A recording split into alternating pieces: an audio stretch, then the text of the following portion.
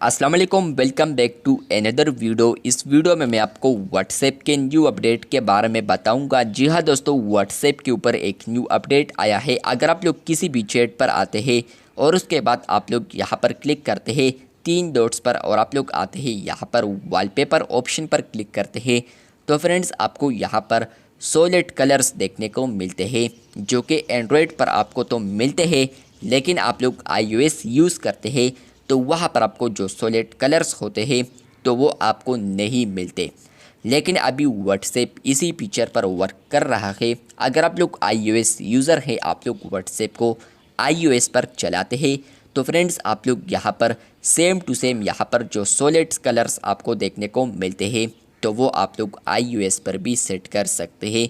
आप लोग यहाँ पर कस्टम थीम को लगा सकते हैं जो कि यहाँ पर सॉलिड कलर्स होंगे। तो अभी व्हाट्सएप इसी फीचर पर वर्क कर रहा है, तो आपको फ्यूचर में ये अपडेट आ सकता है। व्हाट्सएप बीटा इन्फो के मुताबिक iOS वर्जन्स पर यहाँ पर ये टेस्ट किया जाएगा फ्यूचर में, जहाँ पर फ्रेंड्स वो जो कलर्स होते हैं यहाँ पर आप लोग सॉलिड कलर्स देख सकते हैं एंड्रॉयड पर, जो कि आप लोग इसको यूज़ कर सकते हैं अपने व्हाट्सएप चैट्स के अंदर। फ्यूचर में आपको same to same update iOS के ऊपर भी देखने को मिलेगा। मतलब कि फ्रेंड्स आप लोग iOS के ऊपर भी सॉलिड कलर्स लगा सकते हैं थीम पर, जो कि चैट्स के अंदर आपको देखने को मिलता है।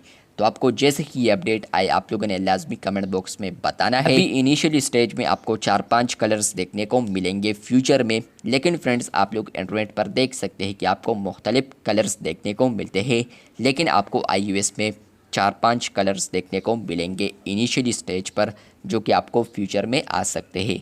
चैनल पर न्यू है तो चैनल को लाजमी सब्सक्राइब कर दे। अंडर डेवलपमेंट फीचर है, आपको फ्यूचर में आ सकता है। मिलते हैं बहुत जल्द, तब तक के लिए अल्लाह हाफिज़, शुक्रिया।